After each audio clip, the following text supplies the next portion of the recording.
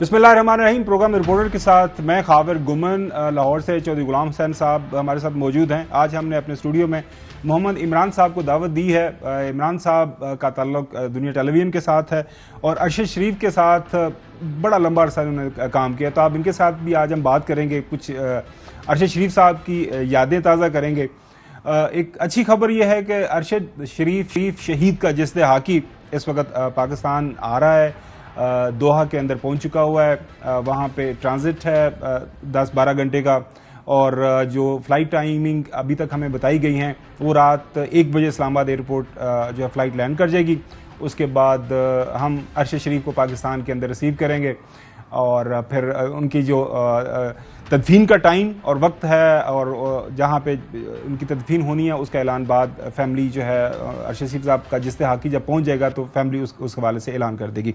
नाजरीन, माहौल बड़ा सोगवार है पूरे पाकिस्तान में। आप किसी से भी बात करें, किसी आप रेडीबान से बात करें, सड़क पे चलते हुए किसी मुसाफिर से बात करें, किसी दुकान पे चले जाएं, दूर दराज किसी देहात के स्कूल में किसी से बात करें, किसी शहर के अंदर किसी हाई फाई स्कूल के अंदर के साथ वहाँ पे बच्चों के साथ बात करें, उनसे पूछें अरशद शरीफ के बारे में, तो आपको पता चल जाएगा कि अरशद शरीफ क्या था, अरशद शरीफ की पर्सनैलिटी क्या थी, अरशद शरीफ को पाकिस्तानी अवाम किस तरह याद करती है, अरशद शरीफ के क्या क्वालिटीज़ थी जिसकी वजह से आज अरशद शरीफ पाकिस्तान के तूल अर्ज़ में जो है उसका नाम गूंज रहा है जो है, और लोग प्यार मोहब्बत का इजहार कर रहे हैं। यकीन करें, कल भी जिक्र किया था, उसी जिक्र को आगे बढ़ाते हुए बहुत सारे ऐसे लोगों की फ़ोन कॉल्स आ रही हैं, मैसेजेस आ रहे हैं, लोग अपने प्यार मोहब्बत और गम और गुस्से का भी इजहार कर रहे हैं इतनी यंग एज में। पाकिस्तान के अंदर, पाकिस्तान के बाहर, हर तरफ से जो है हमें मैसेजेस आ रहे हैं। अब क्योंकि मैंने उनके साथ काम किया लंबे अरसे तक, एयरवाई फैमिली का हम हिस्सा थे, एयरवाई के अंदर हमने लंबी लंबी ट्रांसमिशंस इकट्ठे की, तो इस जो है रिश्ते की वजह से भी लोग हमारे साथ ताज़ियत कर रहे हैं। अरशद शरीफ के वालिद साहब और उनके छोटे भाई का इंतकाल जिस तरह पहले बताया था वो 2010 के अंदर हो चुका हुआ है। अब घर के अंदर उनका जो फैमिली में मर्दों में बड़ा उनका बेटा अब्दुल्ला, वो 2 महीने पहले बाहर पढ़ने गया हुआ था, वो भी कल वापस आ रहा है, वो उसने भी आना है। उनकी एक बेटी है माशाल्लाह, 4 छोटे बच्चे हैं। जब उनके साथ बात करें, उनको उनकी शक्लें देखें तो आपको नज़र आ जाएगा कि अरशद शरीफ अभी ज़िंदा है और अरशद शरीफ शहीद है। और शहीदों के बारे में हमारे ऊपर अल्लाह का हुक्म है कि अल्लाह ताला उनकी खुद हिफाजत करता है, उनको वो खाते पीते हैं, अल्लाह ताला उनका ख़ास ख्याल रखता है। नाजरीन, आज ये सारे का सारा जब ये दुख भरा ये जो माहौल चल रहा है ऑल क्रॉस जो है पॉलिटिकल पार्टीज़ जो के लीडरान हैं, वो अरशद शरीफ के घर अरशद शरीफ साहब की जो वालिदा के साथ जो है ताज़ियत करने के लिए आ रहे हैं। डॉक्टर आज शीरी रहमान साहबा हैं, उनके साथ नदीम अफजल चंद साहब आए, बाकी पाकिस्तान तहरीक इंसाफ के लोग आ रहे हैं, मीडिया के लोग। आज मैं देख रहा था हामिद मीर साहब, आज डॉक्टर आरफ अलवी साहब सदर पाकिस्तान, वो भी तशरीफ़ ले आए अपनी मिसेज के साथ। तो ऑल अक्रॉस जो है लोग वहाँ पे आ रहे हैं और अपने प्यार मोहब्बत का इजहार कर रहे हैं। ज़ाहिर है इस वक्त जिस चीज़ की सबसे बड़ी ज़रूरत है अरशद शरीफ और उनकी फैमिली को, वो यही है कि लोगों की तरफ से हौसला हिम्मत कि अरशद शरीफ ने जिस मकसद के लिए जो वो एक स्ट्रगल कर रहे थे हक और सच की जीत के लिए, उसमें अपनी उन्होंने जान कुर्बान की है। और लोग जब आके बात करते हैं और अरशद शरीफ की तारीफ़ करते हैं, तो मैं वहाँ पे आज उनकी वालिदा के साथ मौजूद था, तो उनकी वालिदा के चेहरे के तासुरात देखने वाले हैं कि मेरा बेटा जीत गया है। ज़िंदगी मौत तो अल्लाह के हाथ में है। जो अल्लाह ताला ने मुकर्रर जितना वक्त हमारे लिए किया हुआ है वो हमने वापस हाज़िरी जाके देनी है अल्लाह के हुजूर, यही वादा करके हम आए हुए हैं। लेकिन सर, इस सारे माहौल के अंदर जो एक बड़ा अफसोसनाक जो एक वाक़या हुआ, मैं तो इसको अफसोसनाक इसलिए कह रहा हूँ कि इस चीज़ की ज़रूरत नहीं थी। वो है मरियम नवाज साहिबा की तरफ से एक ट्वीट हुआ, उसको उन्होंने रीट्वीट किया, और रीट्वीट करते हुए मरियम साहिबा उसके ऊपर लिखती हैं, I don't feel good retweeting this but this is a lesson for the mankind that we must all imbibe. हमें सीखना चाहिए, हमें अपने आप में इसके ये जो सबक है अपने अंदर जज्ब कर लेना चाहिए। और सबक वो क्या हमें दे रही हैं। ये एक और जो ट्विटर अकाउंट है जिसको फॉलो करती हैं वैड के नाम से, उस ट्वीट के अंदर क्या लिखा हुआ है? उस ट्वीट के अंदर वो अरशद शरीफ साहब के ऊपर उन्होंने एक तंज की है कि अरशद शरीफ शायद अपने प्रोग्राम्स के अंदर, अपने सोशल मीडिया के ऊपर के जरिए उन्होंने जब इनकी वालिदा मोहतरमा कुलसूम साहिबा वहाँ पे लंदन के अंदर उनका इलाज हो रहा था, मरियम साहिबा खुद एक दफ़ा बीमार हुई, या फिर इनके जो इनकी ग्रैंड मदर का वहाँ से जब इंतकाल हुआ लंदन में, वो पाकिस्तान आई, कि ये इल्ज़ाम ये लगाया गया अरशद शरीफ के ऊपर कि जिन्होंने उस वक्त तंज किया कि जो है पार्सल करके किसी की वालिदा आई और ये इस तरह का उन्होंने मजाक किया था और ये देखें हमें इसे सबक सीखना चाहिए, अरशद शरीफ ने इस तरह किया। हमने फिर थोड़ी इसके ऊपर रिसर्च की। जाहिर है आजकल सोशल मीडिया का ज़माना है, आप कोई चीज़ छुपा नहीं सकते। इस हवाले से हमने देखा कि जब कुलसूम नवाज साहिबा लंदन के अंदर ज़ेर इलाज थी, उस वक्त जो अरशद शरीफ ने क्या ट्वीट किया था, ये नाज़रीन आपको दिखाते हैं और साथ में पढ़ते भी हैं। Prayers and wishes for the good health and recovery of Kulsoom Nawaz, a brave woman who stood strong in her roles as a wife, as a mother, as a sister, and a source of strength during difficult times for the Shariff family.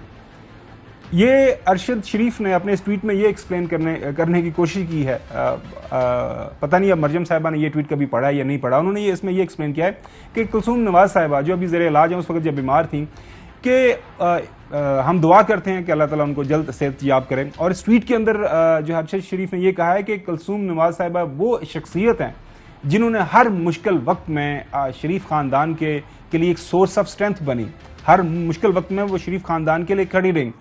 ये है। एक और मौके के ऊपर जब मरियम साहिबा को मेरे ख्याल में डेंगू हुआ था, सॉरी कोविड हुआ था, तो उस वक्त भी अरशद शरीफ ने उनकी जो है जल्द सेहत याबी के लिए ट्वीट किया था। जय साहब ये बताइएगा कि ये कैसे हम कर लेते हैं ऐसा काम? फर्ज करें, वैसे तो अरशद ने ऐसा नहीं किया, अगर अरशद शरीफ ने ऐसी कोई ट्वीट की भी है, कोई ऐसा बयान दिया भी है, तो इस मौके के ऊपर क्या ये जरूरी था कि आपने ये दिखाना था, एक स्कोर आपने सेटल करना था? हमें तो यही लग रहा है कि मरियम साहबा ने एक स्कोर सेटल करने की कोशिश की है। नहीं, वो इनडायरेक्टली इस बेईमाना, इस फाकाना, जालमाना कत्ल जो है पाकिस्तानी बड़े सहाफ़ी का, उसको यानी और रंग देने की कोशिश कर रही है कि ये तो बड़े कैलेस किस्म के इंसान थे, तो अभी क्या हो गया है, हर बंदा, अब पूरा मुल्क, यानी अगर आप 2 मिनट दें तो मैं कुछ आपको अर्ज करूं। जी जी प्लीज। पूरी दुनिया से, पूरे पाकिस्तान से पाकिस्तानी जो है वो एयरवाई से रब्ता कर रहे हैं, चौधरी गुलाम हुसैन से कर रहे हैं, खाबर गुम्मट से कर रहे हैं, बिल्कुल कर रहे हैं, बाबर से कर रहे हैं, अली हसन से कर रहे हैं कि किस जगह हमने जाना है, जनाजा कितने बजे है और हम कौन सा रूट लें क्या। और एक ग्रुप ने तो एक ट्रेन कर ली है, एक और ग्रुप है वो उन्होंने जहाज बुक कराया है, कोई और है वो किसी और सवारी को लेके जा रहे हैं। ये तो पाकिस्तानियों ने अरशद शरीफ को ऐसे ओन कर लिया है जैसे वो मां जाया है। ये है लोगों का जज्बा।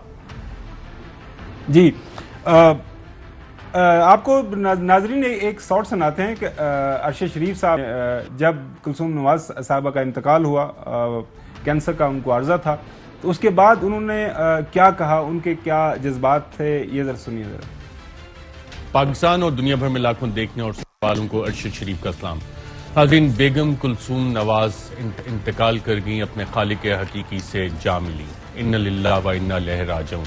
अल्लाह ताला उनके दर्जात बुलंद करे, उनकी मग़फ़िरत करे और उनके ख़ानदान को सब्र जमील अता करे।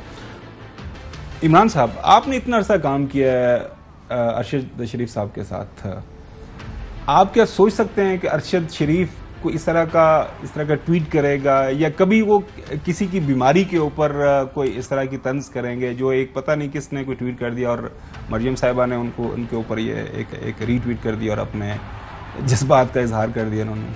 साहब, मेरा और अरशद साहब का ताल्लुक जो है वो 2002 से था।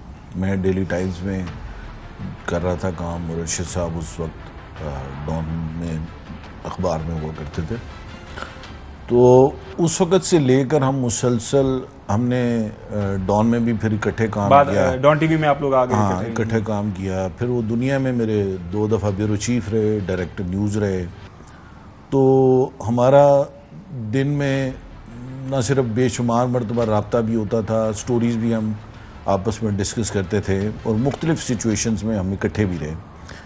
तो मैं ये समझता हूँ कि अरशद शरीफ एक अजीम इंसान था, एक बहुत बड़ा रिपोर्टर था वो, यानी वो एक ऐसा शख्स था जिसने एंकर बनने के बावजूद, इतना फेम हासिल करने के बावजूद कभी उसके अंदर जो है वो आप गरूर या तकब्बुर नहीं देखते थे। उसकी रिपोर्टर की इंस्टिंक्ट जो है ना वो हमेशा ज़िंदा रही।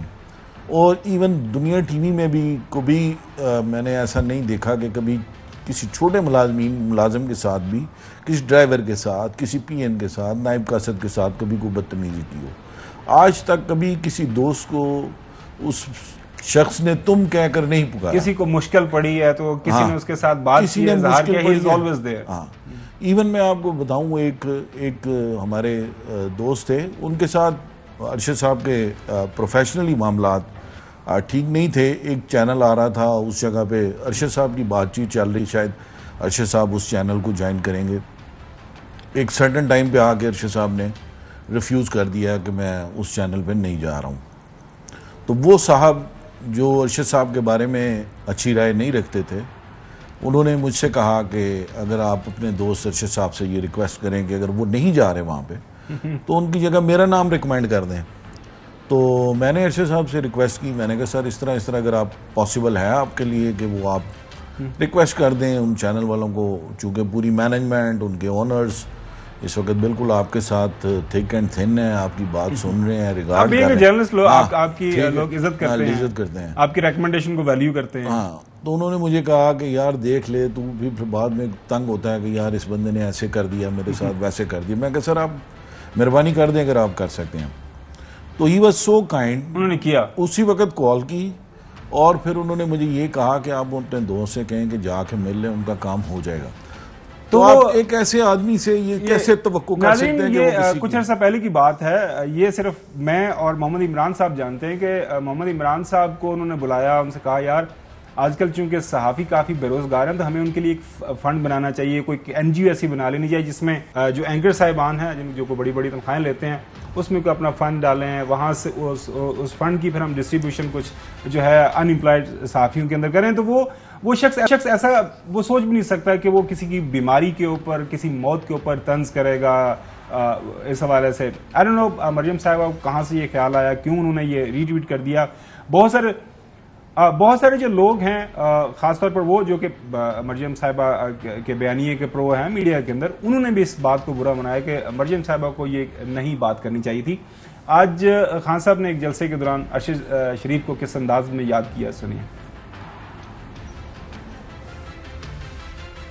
सारी सहाफी आज जितने भी हैं सब जानते हैं कि अरशद शरीफ के ज़मीर की कोई कीमत नहीं थी, उसको कोई लिफाफा नहीं दे सकता था, स्टैंड लेने वाला था, हक पे खड़ा हो जाता था, पाकिस्तान के इंटरेस्ट के लिए खड़ा हो जाता था। नाज़रीन, ये मुझे याद है कि एक वक्त ऐसा आया जब पाकिस्तान तहरीक इंसाफ की हुकूमत बन गई तो जाहिर है हुकूमत के हवाले से सहाफ़ी पर स्टोरीज करना शुरू कर देते हैं। तो बड़े सारे लोगों ने सोशल मीडिया पर यह कहना शुरू कर दिया कि अरशद शरीफ को क्या हो गया, क्या अरशद शरीफ ने कोई नौकरी मांगी जो इमरान खान ने नहीं दी, इसलिए इमरान खान को की गवर्नेंस को तनकीद का निशाना बनाना शुरू कर दिया। लेकिन वो एक सहाफ़ी था और वो अपना जो है सहाफ़ियाना काम था वो कर रहा था और यही उसने काम किया। लेकिन अगेन मुझे अभी तक यकीन करने समझ नहीं आया कि मरियम साहिबा ने ऐसी बात क्यों की। इसके बाद इसी जो है आज जो वहाँ पे तकरीब हुई जिसमें इमरान खान साहब खिताब कर रहे थे, उन्होंने फर्दर जो किरदार था एज ए जर्नलिस्ट अरशद शरीफ का, उनको किन अल्फाज के अंदर दोहराया, दोबारा सुने जरा। मेरे से कई दफा उसने मेरे इतनी तनकीद की मेरी, जब वो समझता था कि मैं गलत कर रहा हूँ, किसी माफिया को नहीं बख्शता था। जो सारी कौम जानती है कि वो मुल्क के इंटरेस्ट के लिए मुहिब्बे वतन, जिस तरह वो पाकिस्तानी फौज के साथ खड़ा होता था, जाके उनके कई प्रोग्राम्स करता था उनके लिए। ट्रेजेडी देखें ये पाकिस्तान की, और इस पे अगर ये कौम, हमारी कौम अगर ना खड़ी हुई, मैं आज आपको कह रहा हूं कि हमारे में और जानवरों में कोई फर्क नहीं रहेगा। जी जय साहब, आपको पता है कि अरशद शरीफ के ऊपर जो सबसे बड़ा इल्जाम उसके कंटेम्प्रेरी सहाफ़ी लगाया करते थे कि ये तो बड़ा प्रो एस्टेब्लिशमेंट है, ये तो फौजियों का आदमी है, आपको याद होगा। नहीं तो आप अपने बारे च और मेरे बारे च की ख्याल है? ਉਹ ਸਾਨੂੰ ਛੱਡੋ ਚੋਈ ਸਾਹਿਬ, ਅਸੀਂ ਤੇ ਚਲੋ ਅਸੀਂ ਮੌਜੂਦ ਹਾਂ, ਅਸੀਂ ਆਪਣੀ ਤੁਹਾਡਾ ਵੀ ਨਾਂ ਲਿਸਟਾਂ 'ਚ ਹੈ ਨਾ, अपने ਜਿਹੜੇ हमले होंगे ਅਸੀਂ जवाब दे लाते, लेकिन एक शख्स इस दुनिया से अब चला गया है, तो हम उसकी बात कर रहे हैं कि उसका क्या किरदार था। जी जो साहब। नहीं, वो फौज के साथ खड़ा था, उसका भाई फौज का शहीद था, ये क्या बात है। बहरहाल गलती तो कोई भी कर सकता है, हम उसको नहीं अब डिस्कस करेंगे। हम तो आएंगे आज की सूरत हाल पर, और ये बहुत खौफनाक है, और इसका जो मैसेज गया है ना बहुत गलत है कि पूरे पाकिस्तान के तमाम शहरी जो है वो इस बात पर मुत्फिक है कि कोई शहरी जो है वो महफूज नहीं है, ना मुल्क के अंदर ना बाहर। तो ये तासर पैदा नहीं होना चाहिए था। और आज वज़ीर आज़म शहबाज शरीफ ने और मसल्ह अफवाज ने इस पर इनिशिएटिव लिए है कि जी इसकी इन्वेस्टिगेशन करेंगे और वो किस तरह पाकिस्तान से गए। तो वो तो इमरान खान ने वाज़ह कर दिया कि उनको इतला मिली थी कि उन पर हमला होने वाला है, तो वो सीन से हट जाए। ये इसी तकरीब में उन्होंने कहा। चौधरी साहब आपको सुनाते हैं कि चौधरी साहब ने क्या वो इमरान खान साहब कहा, अरशद शरीफ इसको जब धमकियां आई, नामालूम नंबरों से धमकियां आई कि ये ना कहो, सच ना बोलो, ये जो रजीम चेंज हुई है, वो जब इसको एक्सपोज करना शुरू किया उसके ऊपर धमकियां आई, डराया गया। फिर मुझे इंफॉर्मेशन आई कि इसको मारने लगे हैं, उसके घर में घुस के उन्होंने डराया उसको, उसकी फैमिली के सामने बाहर गाड़ियां खड़ी होती थी, डराते थे सिर्फ इसलिए कि वो सच ना बोले।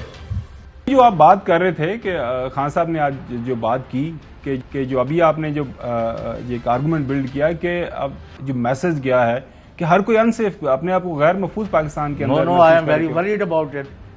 हम घर से बाहर निकलने लगते हैं तो बच्चे जो है वो कहते किधर जा रहे हो, घर आराम करो, लो भाई। मैंने कहा हमने तो 50 साल आराम नहीं किया, तो अब क्या करना है, जब वक्त आ जाएगा आ जाएगा।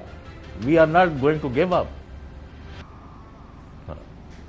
और बाद मैंने कहा ये जरा मुझे इजाजत दे खावर गुमन जी जी प्लीज।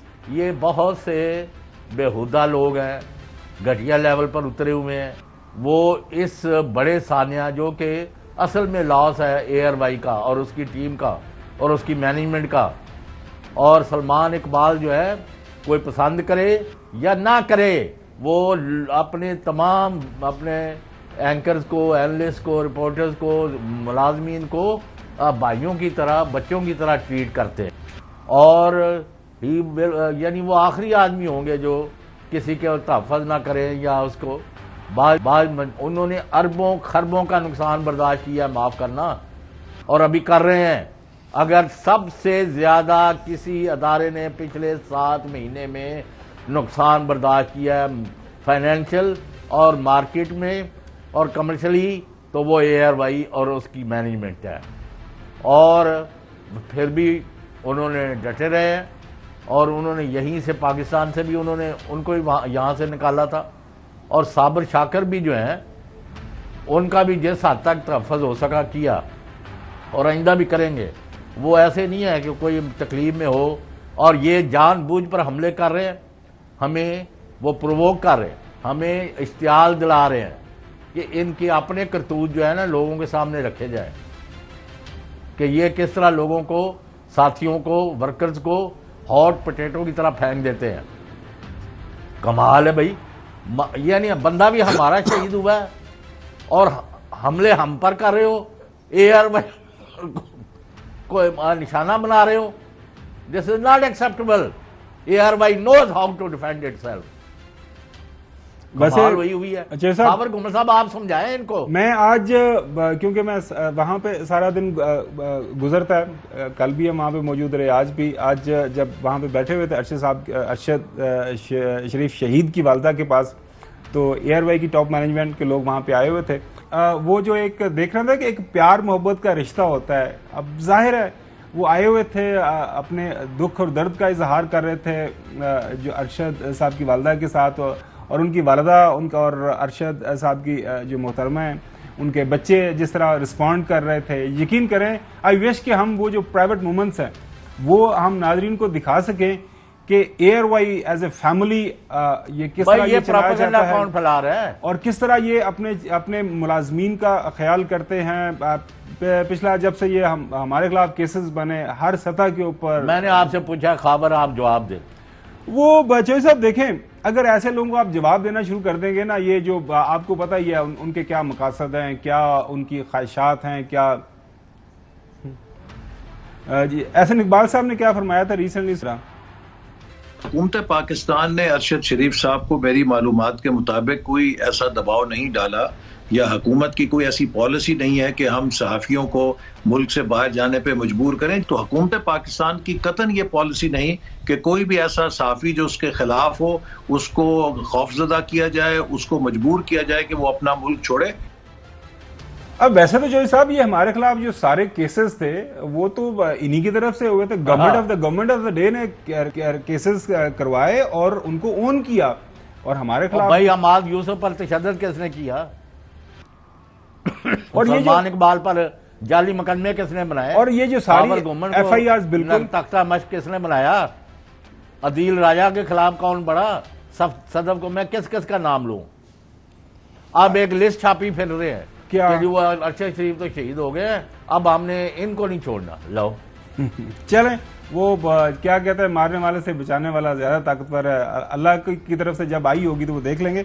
इमरान साहब, आप माशाल्लाह इस शहर इक़्तिदार में पिछली अब तो 3 दहाइयां होने वाली हैं, 25 साल से ज्यादा टाइम हो गया आपको जर्नलिज्म करते हुए।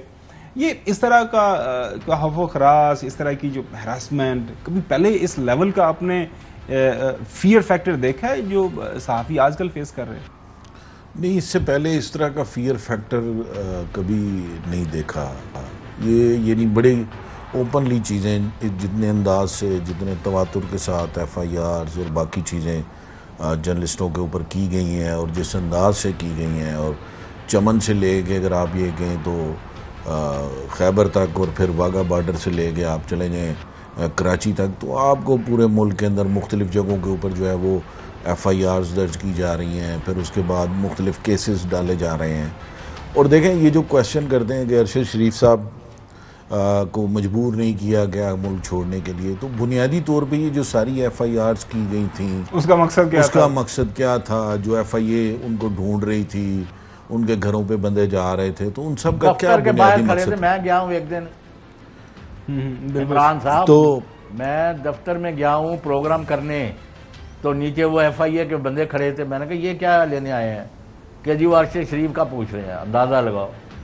तो इस सारी बात का क्या मतलब है कि वो यही है कि, और फिर ज़ाहिर है अरशद शरीफ ने मुल्क छोड़ने का फैसला उस वक़्त किया जब उसको लाइव थ्रेट्स आने शुरू हो गए, और इस बारे में आप भी जानते हैं कि उनको मालूमात मिल रही थी जिसकी बुनियाद पे वो सारे अपने उस वक़्त के फ़ैसले कर रहे थे। वो कोर्ट्स के अंदर अपने सारे केसेस का सामना भी कर रहे थे एक सर्टन लेवल तक। उन्होंने जब मामलात बहुत आगे नहीं बढ़े तो वो कर रहे थे अपना सारा उसका। तो जब लाइव थ्रेट्स आने शुरू हुए तो फिर उसके बाद ही डिसाइडेड कि मुझे अब जाना चाहिए।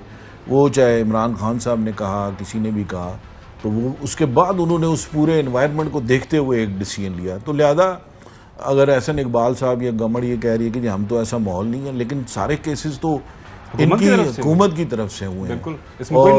इसमें कोई केसेस में कोई नाम में जो हुए हैं वो पीपल्स पार्टी की गवर्नमेंट है, वहाँ पे हुए हैं, बलूचिस्तान में हुए हैं, KP में हुए हैं, पंजाब में हुए हैं, इधर आपके इस्लामाबाद में हुए हैं केसेस, और इवन जो शहबाज शरीफ उसके शहबाज गिल वाले केस के अंदर जो डाला गया उनको, अरशद साहब को, आपको, फिर उसके बाद राजा को, और उसमें चले नाज़रीन अभी एक ब्रेक की तरफ जाते हैं। ब्रेक के बाद बताएंगे कि जो कीनियन पुलिस ने अभी तक स्टेटमेंट्स दी हैं उसके ऊपर जो सवालात उठे हैं और बड़े सीरियस क्वेश्चंस हैं, और ये कीनियन पुलिस कर क्या रही है इस हवाले से आपको बताएंगे। Stay with us.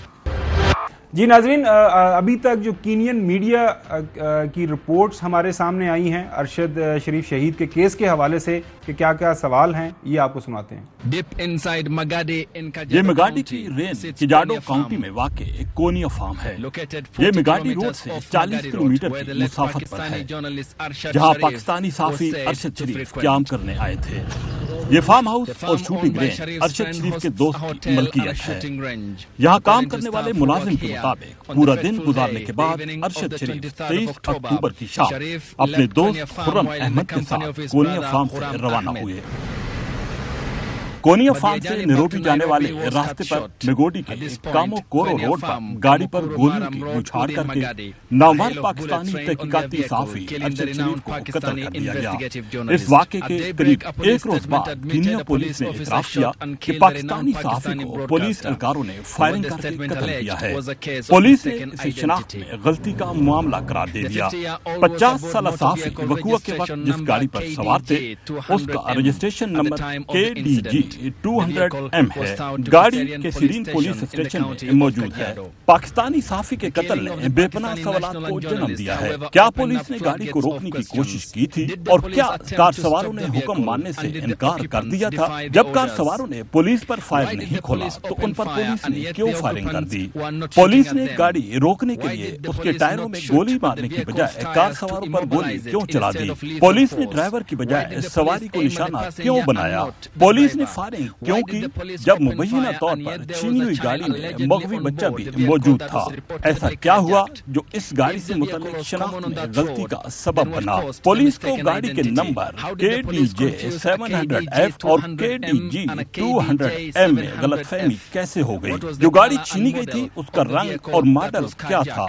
ये सवालात एक नाकामले फहम मुअम्मा बन गए हैं, न सिर्फ कीनिया के अवाम बल्कि पूरी दुनिया के लिए। कीनिया पुलिस फोर्स ने जो कहानी खड़ी है उसे सच मानने के लिए उसका फराहम करदा जवाब नाकाफी है। नाज़रीन, ये रिपोर्टर्स ये बता रहे थे जो क्वेश्चंस उठाए गए हैं, ये जो अभी तक तहकीकात हुई है केस के हवाले से, वो बहुत पजलिंग है। वो ना सिर्फ कीनिया की अवाम के लिए बल्कि पूरी दुनिया जो इस केस को देख रही है, और इस वक्त पूरी दुनिया इस केस के हवाले से रिपोर्ट्स जो है मीडिया के सामने, आपको मीडिया के जरिए लोगों के सामने आ रही। जी, कोई शेर पैर है इसका? आपको चौधरी साहब ये बताते हैं कुछ 4-5 सवाल जो उन्होंने उठाए हैं। एक तो ये कि क्या पुलिस ने गाड़ी को रोकने की कोशिश की थी और क्या कार सवारों ने हुक्म मानने से इनकार किया था? इस हवाले से कोई खैर खबर नहीं है। जब कार सवारों ने पुलिस पर फायर नहीं खोला वो एक तो बंदे को टारगेट करके मारा, इन पर पुलिस ने फायरिंग क्यों कर दी? अगला सवाल यह है कि पुलिस ने गाड़ी रोकने के लिए इनके टायरों में गोली मारने की बजाय कार सवारों पर गोली क्यों चला दी? ये बहुत बड़ा और अहम सवाल है। पुलिस ने ड्राइवर की बजाय जो है सवारी अरशद शरीफ साहब जो पैसेंजर थे, पैसेंजर सीट पे बैठे थे, उनको निशाना क्यों बनाया? पुलिस ने उसके बाद कहा जाता है कि पुलिस ने फायरिंग क्यों की, जबकि मुबैना तौर पर जो पुलिस का क्लेम है मुबैना तौर पर छीनी हुई गाड़ी में मगवी बच्चा मौजूद था, कि एक बच्चा जो किडनैप हुआ है, जो मिस्टेकन वो आइडेंटिटी की बात करते हैं कि जी जिसकी वजह से बच्चा किथे, अगर बच्चा था तो आप बच्चे की मौजूदगी में आप फायरिंग कैसे कर सकते हैं? उसके बाद वो जो लास्ट में आपने इस रिपोर्ट में देखा कि पुलिस के जो गाड़ी के नंबर 2 हैं, एक जो है वो हाईजैक हुई है, एक में अरशद शरीफ जिसके अंदर ट्रेवल कर रहा है। KDG 200M और KDG J 700F, ये 2 मुख्तलिफ गाड़ियां, तो ये पुलिस को ये कंफ्यूजन क्यों कर होगी? नाज़रीन, ये वो सवालात हैं, और बिल्कुल चौधरी साहब ने ठीक कहा, हम वेलकम करते हैं हुकूमत की तरफ से जो इनिशिएटिव लिया गया है कमीशन का। आज जो पाक फौज की तरफ से जो बयान आया है कि इस तमाम ये जो किस्सा है इसकी प्रॉपर इन्वेस्टिगेशन होनी चाहिए, क्या हुआ, कैसे हुआ, क्यों कर हुआ, इसके क्या मुहरकात थे। आज नाजरीन जब प्रेसिडेंट डॉक्टर आरफ अलवी साहब मिलने गए सोगवार फैमिली को, ख़ानदान के पास मौजूद थे। अरशद शरीफ साहब की वालिदा साहिबा, उनकी मिसेस, उनकी बेटी, उनके बच्चों ने एक ही डिमांड की, वो था इंसाफ। फ्री एंड फेयर इन्वेस्टिगेशन कर दी जाए ताकि सारे हकायक लोगों के सामने आ जाएं। अरशद शरीफ मुल्क से क्यों बाहर गया, यूएई गया, यूएई से आगे क्यों गया, वो क्यों कर भागता फिर रहा था? जी चौधरी साहब। अजीबोगरीब वाक़यात हैं। एक बड़े मुल्क का जो है सफ़ीर पाकिस्तान में आने से पहले वो कीनिया में था। इस वाक़या से पहले अमरीकी वज़ीर ख़ारजा ने कीनिया के फ़ोन किया है वहाँ। वाक़यात कोई यानी it is not adding up. 2 + 2 4 नहीं हो रहा। हमें हमारे साथ घपला हो रहा है। हमारे शी जैसे जवान को शहीद किया गया है और कोल्ड ब्लड मर्डर किया गया है। जिसने भी पैसे दिए हैं, लिए हैं, बंदे तैयार किए कत्ल के लिए, उनके गले में रस्सा पड़ना चाहिए। हमारी ये रिक्वेस्ट है। जी नाज़रीन, अमेरिका की तरफ से भी एक बयान आया है कि ये जो सारे के सारे एक सैड इंसिडेंट हुआ है, इसकी इन्वेस्टिगेशन होनी चाहिए। सुनिए जरा। Sharif was dedicated to that fundamental right of freedom of expression, took him around the world. His work was known around the world. Deeply saddened by the death of Arshad Sharif, we encourage a full investigation by the government of Kenya into his death. It's not entirely clear that we know all the circumstances at this point regarding what led to his death, but we do urge a full investigation.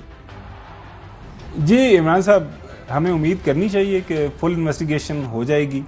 देखिए खाबर साहब, मेरा ख्याल है कि ये जो GHQ की जानिब से जब कहा गया है कि इसके ऊपर एक कमीशन बनाया जाए और इसकी मुकम्मल तहकीकात होनी चाहिए तमाम वाक़यात की और उन सारे सरकमस्टांसेस की जिनकी वजह से अरशद शरीफ शहीद को बाहर जाना पड़ा, तो ये एक सीरियस बात है। ये एक सीरियस बात है। आज तक GHQ की जानिब से इस किस्म की जो है वो गवर्नमेंट को रिक्वेस्ट नहीं की गई कि जी इसके ऊपर, या माजी में भी जिस तरह कमीशन बनते रहे हैं, तो ये एक सीरियस बात है ताकि नेशन को जो है बिल्कुल ब्लैक एंड वाइट फॉर्म में पता चलना चाहिए कि बुनियादी तौर पे वाक़यात किस तरह पेश आए हैं और उनकी शहादत की वजूहात क्या थी और क्या हैं।